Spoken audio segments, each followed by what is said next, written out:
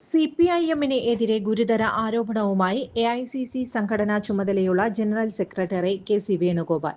പയ്യന്നൂരിൽ വ്യാജ ആധാർ കാർഡുകൾ ഉണ്ടാക്കുന്നുവെന്ന ആരോപണമാണ് കെ.സി. വേണുഗോപാൽ ഉന്നയിച്ചത്.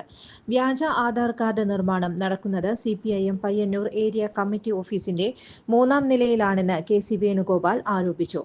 പരാജയഭീതിയിൽ സിപിഐഎം പഴയ തന്ത്രങ്ങൾ പുറത്തെടുക്കുന്നുവെന്നും കെ.സി. വേണുഗോപാൽ പറഞ്ഞു. സിപിഐഎം വിറളിപൂണ്ടിരിക്കുന്നുവെന്നും ടി.പി. ചന്ദ്രശേഖരന്റെ അനുഭവം ഓർമ്മിപ്പിച്ചുകൊണ്ടാണ് തെരഞ്ഞെടുപ്പിനെ നേരിടാൻ സിപിഐഎം തയ്യാറെടുക്കുന്നതെന്നും കെ.സി. വേണുഗോപാൽ കൂട്ടിച്ചേർത്തു. കമ്മ്യൂണിസ്റ്റുകാർ വോട്ട് ചെയ്യുന്നത് പോലും ഭയപ്പെടുകയാണ് സിപിഐഎം.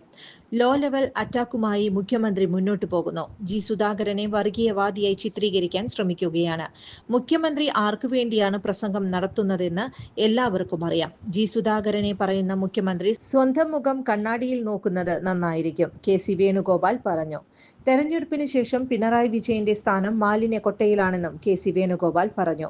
കോൺഗ്രസിന്റെ കണക്കുകൾ കൃത്യമായിട്ടുണ്ടെന്നും പറയുന്നതിൽ കോൺഗ്രസുകാർക്ക് ഒരു ബുദ്ധിമുട്ടില്ലെന്നും കെ.സി. വേണുഗോപാൽ പറഞ്ഞു.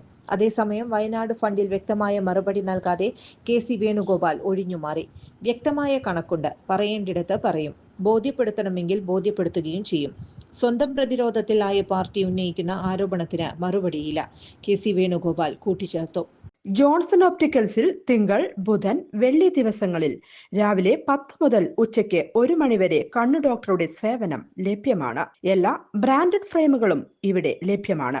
ഡ്രൈവിംഗ് ലൈസൻസിനുള്ള സർട്ടിഫിക്കറ്റുകൾ കൂടാതെ ഡോക്ടർമാർ നിർദ്ദേശിക്കുന്ന എല്ലാ തരം കണ്ണടകളും ജോൺസൺ ഒപ്റ്റിക്കൽസിൽ നിന്നും ലഭിക്കുന്നു. ജോൺസൺ കണ്ണട വ്യാപാരം, ഡിവൈൻ ആശുപത്രിക്ക് എതിർവശം, വടക്കാഞ്ചേരി. കൂടുതൽ വാർത്തകൾക്ക് ഞങ്ങളുടെ ചാനൽ സബ്സ്ക്രൈബ് ചെയ്യുക. ഫേസ്ബുക്ക് ഫോളോ അപ്പ് ചെയ്യുക. വാർത്തകൾ വേഗത്തിലറിയാൻ എനി ടൈം ന്യൂസ്.